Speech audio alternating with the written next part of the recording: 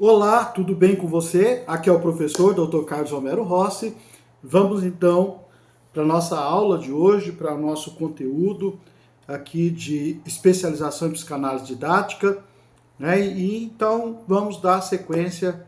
Nós vamos falar agora sobre os fundamentos da psicanálise, né? Introdução aos conceitos básicos da psicanálise, suas origens e os principais teóricos, ok?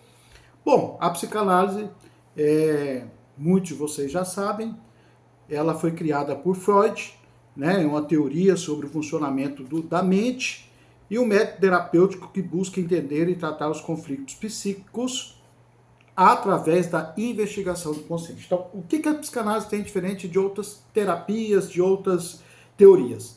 A psicanálise é a única em todo o planeta Terra. É a única ciência que busca, através da investigação do inconsciente, a tratar as questões psíquicas, tratar as questões da mente, das emoções, através da investigação do inconsciente, ok? Então, desde a sua criação, a psicanálise evoluiu e se diversificou, né? Vocês vão ver aqui muitos teóricos, muitas contribuições, olhares um pouquinho diferentes, mas dentro de uma base, dentro de de um mesmo objetivo, né? E aprofundaram aí as ideias de Freud, enfim, abrilhantaram mais ainda a psicanálise aí ao longo dos anos até os nossos dias, tá bom? Então aqui nós vamos estar vendo sobre sobre os fundamentos. Quais são os fundamentos da psicanálise freudiana, que é o assunto aqui? Primeiro, a teoria do inconsciente, ok? Inconsciente é um dos conceitos centrais de Freud, que afirma que grande parte dos desejos, memórias e sentimentos reprimidos não são acessíveis diretamente pela consciência, mas influenciam pensamentos e comportamentos. Então, o que Freud está dizendo aqui sobre o inconsciente? Que existem coisas, que existem pensamentos disfuncionais, que existem sentimentos disfuncionais, que existem emoções disfuncionais, que existem comportamentos disfuncionais que nós não conseguimos acessar com a nossa mente consciente. Então, existem muitas das coisas, muitas, mas são muitas coisas que, inclusive, a neurociência já nos dá um dado mais preciso, que chega a ser a 95% o percentual da inconsciência. Então a coisa é muito séria, muito mais séria do que quando Freud já mostrava que a coisa era muito séria, mas hoje nós temos aí estudos mais recentes que provam a questão do inconsciente, né, e a influência do inconsciente no nosso cotidiano, a influência do inconsciente nos nossos comportamentos, a influência do nosso inconsciente no nosso dia a dia. Então, a teoria do inconsciente, o conceito de inconsciente é algo sério, é algo que nós trabalhamos, é algo que nós tratamos. Eu, como cientista, como pesquisador, como professor e também como clínico, tá, gente? Eu atendo em consultório há muitos anos, continuo atendendo.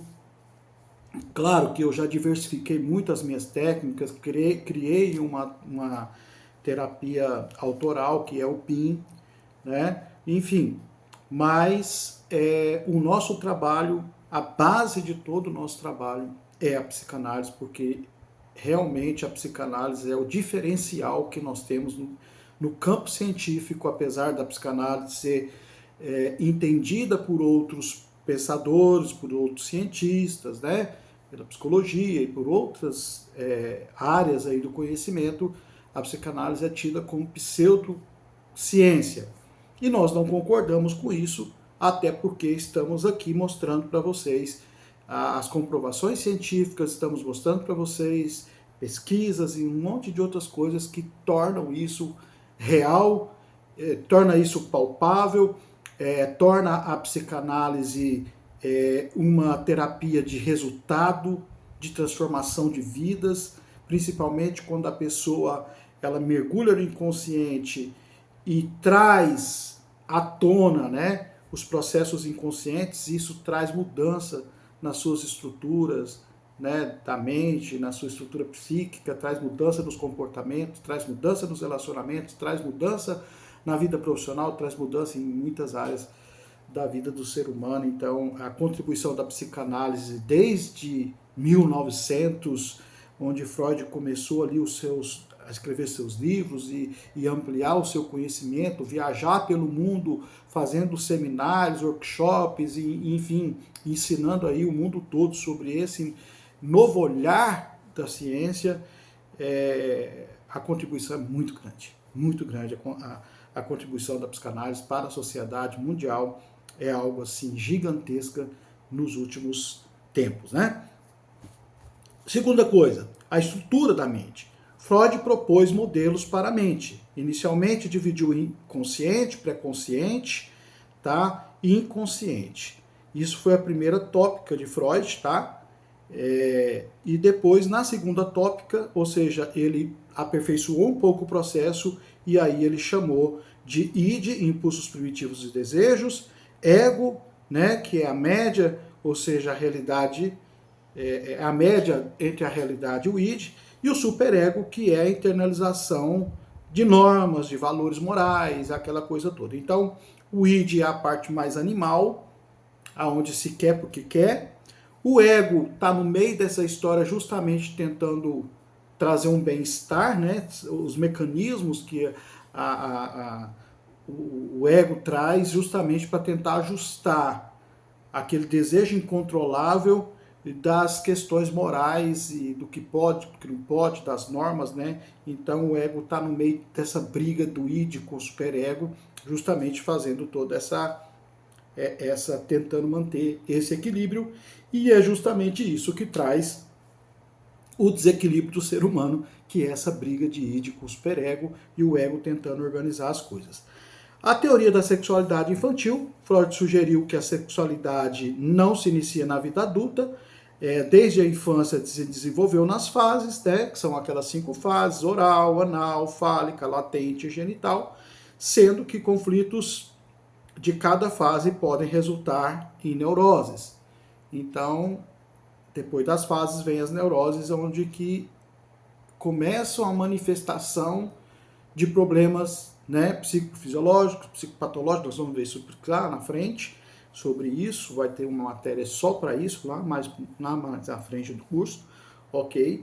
E depois vem os mecanismos de defesa, ou seja, o ego usa mecanismos, eu estava explicando isso aqui, né?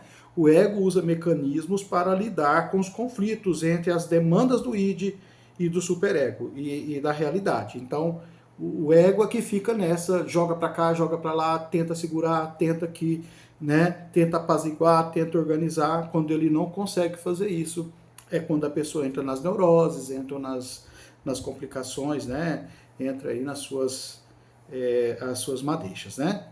Então, os exemplos incluem a repressão, a projeção e a racionalização, são os principais mecanismos, são esses, mas existem muitos outros mecanismos, a gente só está falando aqui um pouquinho por cima, porque na verdade a gente só está falando dos fundamentos, depois a gente vai especificar um pouco esses assuntos, tá? Transferência e contra-transferência é justamente o processo terapêutico, né? O paciente transfere os seus sentimentos, as experiências e relações passadas para o terapeuta, ou seja, transferência. E o terapeuta pode responder essas transferências, ou seja, a contra-transferência é a devolutiva. Ele ouve ali as demandas do seu paciente e agora ele traz uma resposta para aquelas demandas e aí torna uma parte crucial no tratamento psicanalítico, que é essa troca. Você traz a demanda, a gente devolve a demanda com uma resposta. Ok? Não, isso não influencia, o psicanalista não tem nem a obrigação e nem o dever e nem a permissão de mandar no paciente, falar, você deve fazer isso, você deve fazer aquilo. Não, esse não é o papel do psicanalista. A contra-transferência não é isso. A contra-transferência é mostrar para aquela pessoa que aquele conteúdo, aquele material que ela trouxe, tem esse problema, tem esse defeito. Olha, isso aqui, isso aqui tem a ver com isso. E como nós podemos fazer? Olha, nós podemos trabalhar assim, nós podemos trabalhar assado, trabalhar de uma forma, trabalhar de outra forma. E com essas E com essas ferramentas que a psicanálise apresenta, que vocês vão ver mais na frente do curso, é que vocês vão ver que a contratransferência, como ela funciona. Quando a gente devolve para o analisando, né, a gente devolve para o paciente ali uma instrução sobre o que está acontecendo com ele. E não para que ele tome uma decisão. Porque quem vai tomar a decisão é a pessoa, ele quem vai decidir o que vai fazer, pelo menos ele vai saber o que está acontecendo com ele. E a partir do momento em que você tira do inconsciente, mergulhou lá e traz à tona o conteúdo para o consciente, ali a pessoa começa a tomar suas decisões e com mais esclarecimento elas começam a ter aí as suas soluções que elas mesmas, dentro delas, dentro de nós estão todas as soluções. Né? A gente pegou o problema de fora, mas a solução está dentro de nós e a gente busca essa solução nessa viagem para dentro, que é o que a gente faz, é ajudar essa pessoa, pegar ela pela mão, fazer ela viajar para dentro e voltar ali com as suas respostas. Ok? Bom, vamos falar então dos principais teóricos em ordem cronológica, tá? E as suas contribuições. Primeiro foi Freud, que nasceu em 1856 e faleceu em 1939. Tá? Ele foi o criador da psicanálise, desenvolveu as teorias fundamentais sobre o inconsciente, sexualidade infantil, sonhos e mecanismos de defesa, que foi o que nós falamos. As obras principais dele foi a Interpretação de Sonhos, que ele escreveu, na verdade, foi publicado em 1900, mas ele escreveu em 1889, mas ele preferiu fazer na virada do sexo isso, tá? Ele escreveu também os 3 ensaios sobre a teoria da sexualidade, de 1905. Além do princípio do prazer, esses livros todos estão resumidos no meu livro, tá? As bases fundamentais da psicanálise, todos esses livros aqui estão, não só esses, são 9 livros que eu resumi para que você tenha mais facilidade a lidar com isso, tá bom? Então, ó, além do princípio do prazer, muito interessante, o ego e o id, justamente essa questão de trabalhar. Ok? Isso, Freud, claro que nós estamos colocando aqui bastante coisa, porque o Freud escreveu mais de 30, entre livros, compêndio e tudo, foram mais de 30, né? Mas estamos falando só de alguns livros aqui. Tem muitos livros importantes de Freud, como a Psicopatologia das Massas, é um dos principais livros que eu oriento a pessoa que está fazendo o curso de psicanálise ler. Interpretação de Sonhos, Totem e Tabu, a Psicopatologia das Massas, o Mal-Estar da Civilização também, né? Então são livros muito importantes que você precisa ter, são livros de cabeceira, você precisa conhecer mais a linguagem psicanalítica. Só que o meu livro, mais uma vez eu vou falar, né, do meu livro, os fundamentos, as bases, os fundamentos da psicanálise, já tem resumido tudo isso para você. Então, de repente, se você quiser uma coisa mais resumida, uma coisa que você tenha esse conteúdo de forma resumida e mais fácil de você internalizar, está à disposição, tá? Esse livro digital está à sua disposição. Vamos lá. Gustav Carl Jung, que escreve Jung, mas é Jung, ele nasceu em 1875, faleceu em 1961, ele andou com Freud quase 10 anos e depois ele veio... eles distanciaram em algumas compreensões, Freud não aceitou, enfim, aí a coisa começou a mudar, ok? Então, o Jung foi o fundador da psicologia analítica. Jung divergiu de Freud ao enfatizar o conceito do inconsciente coletivo e os arquétipos universais. Jung trouxe essa visão dos arquétipos, dos símbolos, né? E Freud não aceitou. E aí Jung começou a caminhar sozinho. Ele propõe o desenvolvimento da personalidade através do processo de individuação, que é maravilhoso esse conceito, amo esse conceito, onde o indivíduo se torna mais integrado e consciente da sua totalidade. Né? As obras principais é a Natureza da Psique e os Tipos Psicológicos, em 1921. Tá? Então, assim, Jung trouxe uma contribuição muito grande, só que ele saiu do campo da psicanálise, ele criou a sua própria teoria, que é a psicologia analítica, até mesmo por divergir de Freud, tá bom? Então, ele seguiu sozinho. Alfred Adler falo muito sobre isso, ele nasceu em 1870 e morreu em 1937. Ele é o criador da psicologia individual. Adler enfatizou a busca pela superioridade e a compensação de sentimento de inferioridade como motivadores centrais do comportamento humano. Ou seja, a pessoa que tinha complexos de inferioridade, foi ele quem trouxe essa questão da pessoa se superar, tá? E a questão de compensar isso. As leis de compensações foi tudo contribuição de Adler, tá? Diferente de Freud, ele considera o sentimento de comunidade e as metas de vida como influências fundamentais na formação psíquica. Freud trata mais do indivíduo, ele trata um pouco mais do coletivo, ok? As obras principais, a prática e a teoria da psicologia individual. Então ele trata também da questão da individualidade.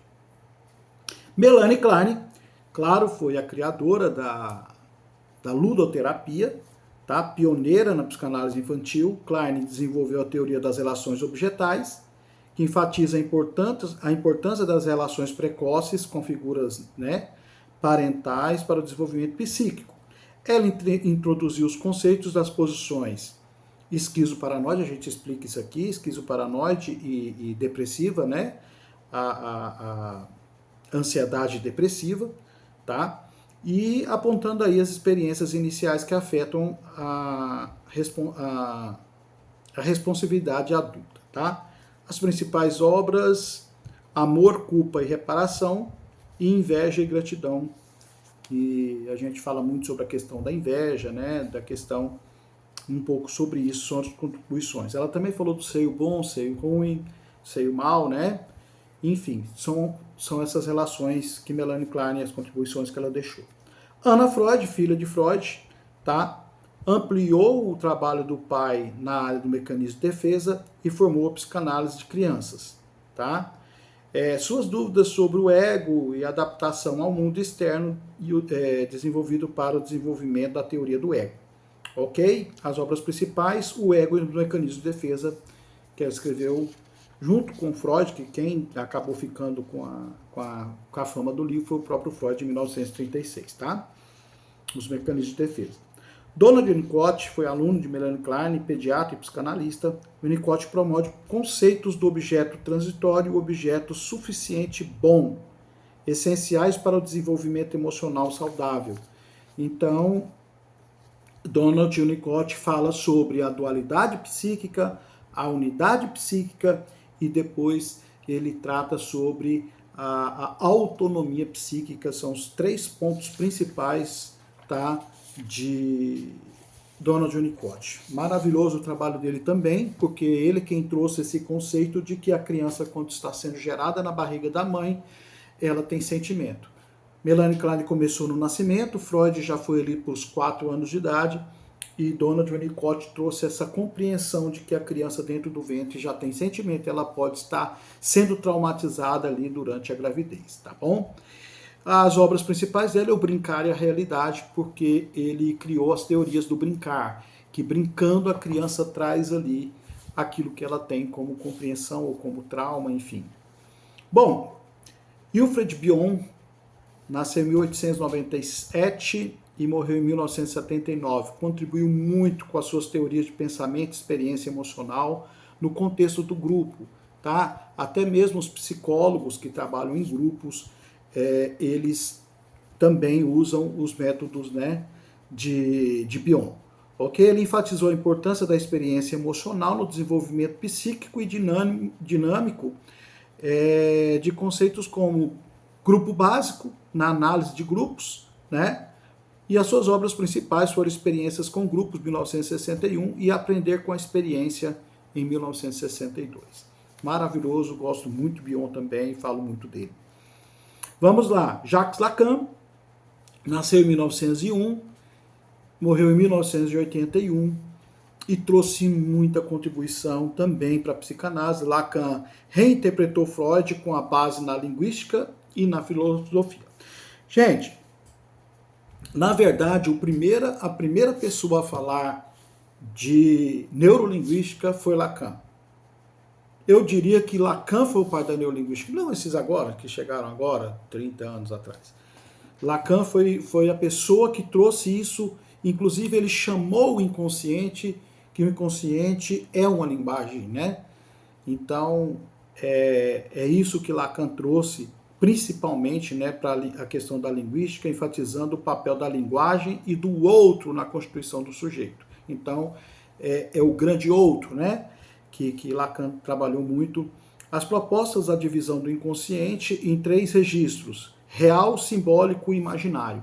Então, ele trouxe esses, né, esses conceitos, tá bom? E o dinâmico conceito do estado do espelho, por parte do desenvolvimento do eu. As obras principais foram os seus escritos, que foram depois, eles foram compilados, tá? Não teve assim um livro de Lacan, mas teve os seus escritos que depois foram achados e depois foram compilados aí durante muitos anos e, enfim, muitos outros teóricos lacanianos também escreveram seu material em cima de toda a visão de Lacan. A contribuição dele foi maravilhosa para a psicanálise, ou seja, ele trouxe um novo olhar, né, principalmente trabalhando a questão, enquanto Freud trabalhava o inconsciente como uma pulsão, Lacan traz um olhar de linguagem, que o inconsciente fala, né, que o inconsciente não é uma linguagem, existe linguagem corporal, existe linguagem comportamental, existem vários tipos de linguagem e não só a linguagem falada, ok? E outra coisa que Lacan também trouxe de contribuição foi a foraclusão do pai, como o Freud colocou, como totem tabu, Freud colocou o pai como a coluna dorsal do complexo de Édipo, Lacan dá uma reformulada nisso também, ok? Heinz Kort, 1913, morreu em 1981, ele foi um fundador da psicologia do self, self verdadeiro, faça o self, o impacto das figuras parentais na autoestima da identidade, tá? Desenvolveu conceitos de auto coeso e empatia, ele quem trouxe esse olhar, tá? E como elementos fundamentais para o desenvolvimento emocional saudável.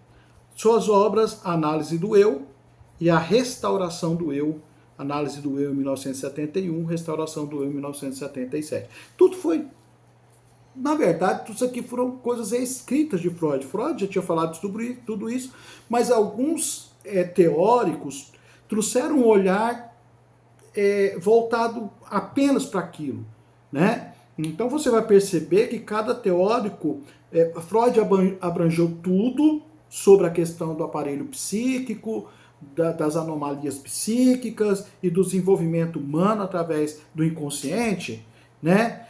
Mas os outros teóricos eles foram trazendo assuntos específicos que Freud já tinha abordado e eles aprofundaram em alguns assuntos específicos. Então não tem nada aqui falando, esse aqui está contra Freud, aquele ali está contra Freud, não é nada disso. Eles trouxeram as suas contribuições dentro do que Freud já tinha apresentado e eles aprofundaram um pouco nesse conhecimento, tá bom? John Bowlby, né?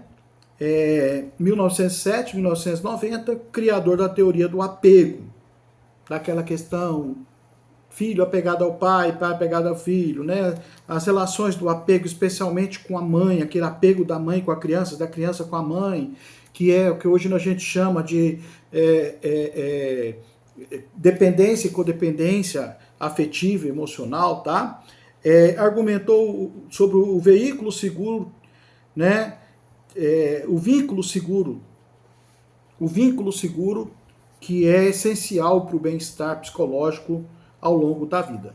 São os vínculos seguros e o que isso traz de benefício para as pessoas, tá? Os principais obras, O Apego e a Perda, que é uma trilogia que ele escreveu em 1969, 1972 e 80, um pouquinho antes dele falecer.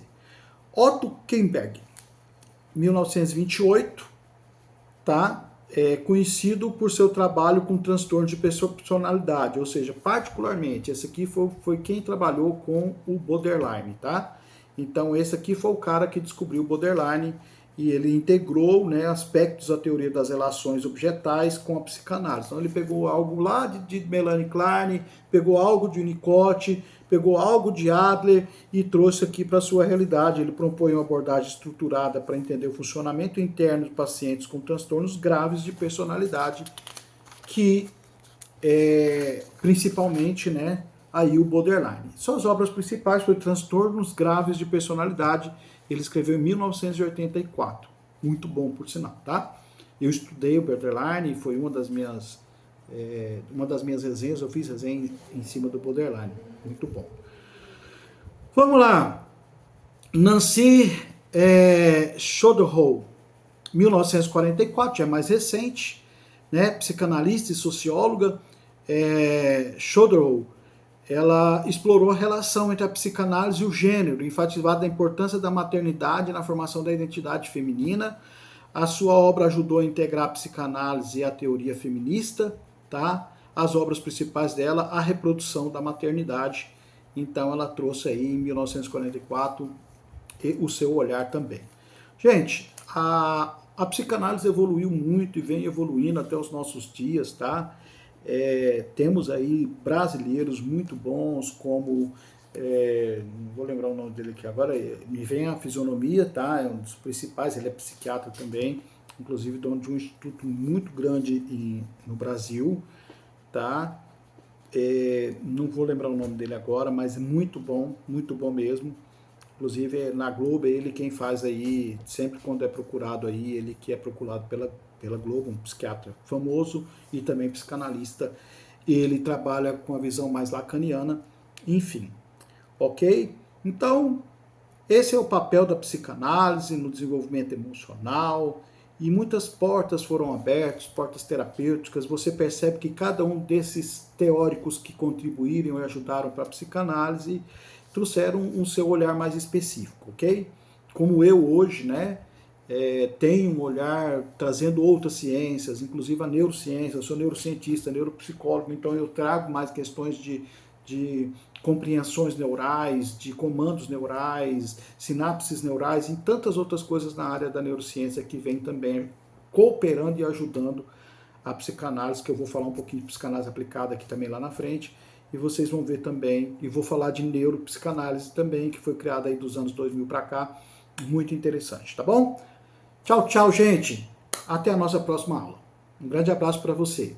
Tchau, tchau.